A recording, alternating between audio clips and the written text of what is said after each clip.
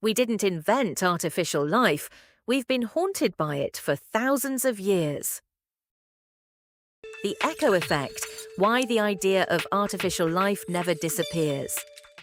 Most of us think artificial life is new, a product of code, of machines, of modern technology, something born in laboratories or written in lines of software.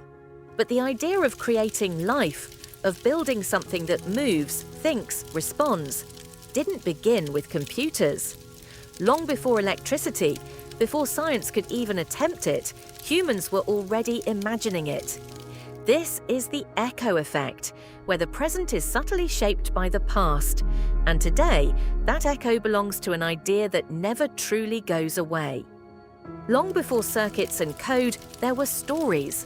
Ancient myths spoke of statues that could move, figures shaped by human hands that somehow came alive. In Greek myth, Prometheus shaped humanity from clay.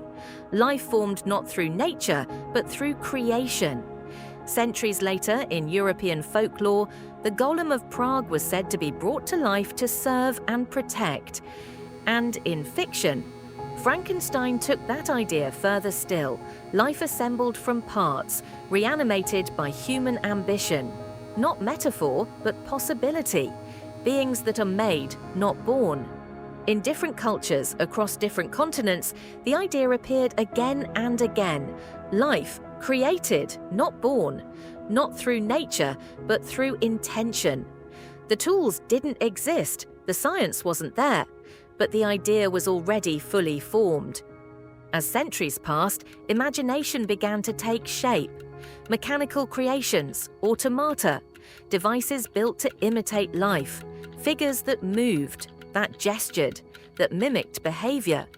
Not alive, but close enough to raise a question. If something can move like life, respond like life, where does the difference begin? The materials changed, wood, metal, clockwork. But the intention remained the same, to recreate something that had always felt just out of reach. The tools evolved, science advanced, understanding deepened. But the idea didn't disappear, it returned, again and again, in laboratories, in philosophy, in fiction, each time shaped by the technology of the moment, each time feeling closer, not identical but familiar. Because the question never changed, can we create life? And now, for the first time, it no longer feels like imagination. Machines don't just move, they respond, they learn, they adapt, they generate language, recognize patterns, interact with the world around them, not alive, but not entirely lifeless either. And something about that feels different. Not because the idea is new, but because the distance between idea and reality is smaller than it has ever been. There's a reason this idea never disappears. It sits at the edge of something deeper, creation, control, understanding. To create life is to step into a role that has always felt just beyond reach, which is why the idea returns in different forms. Sometimes as wonder, sometimes as ambition, sometimes as unease. Because it asks a question we still don't fully understand. What is life if it can be made?